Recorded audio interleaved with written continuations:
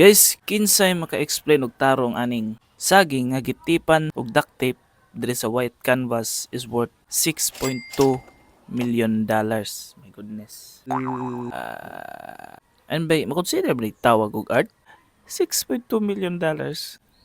Bay, inako kasabot karon unsay dagan karon sa mga artist karon ba? Abi daw kanang art bay, nagabase na siya sa skills o craftsmanship sa usa ka artist yun mismo nga tinuod. Pero kani bisag ako bay makabuhat mo kani ngano ako nakakuha 6.2 million. My goodness. Bay kung ako milyonaryo magali, di po ko mopalit og nga kakantidadang kwarta para lang saging gitipan sa bugbong. Mino kabase mo tinuod yun nga art. This is art.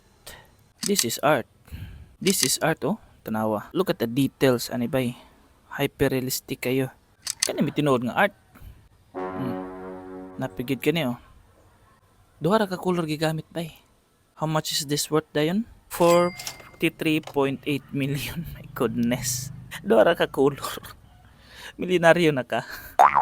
I mean, unsa na manigid sila bay? Tanawa ray matawag ba ni magtinuod nga art? Ultimo 6 anyos nga bata makabuhat man ani dagway. Napagid niyo. Kinumdum ni sa akong classmate ba drawing sa akong classmate nga silang notebook. Kaya mo yung classmates ani sa una sa daycare mo drawing ani.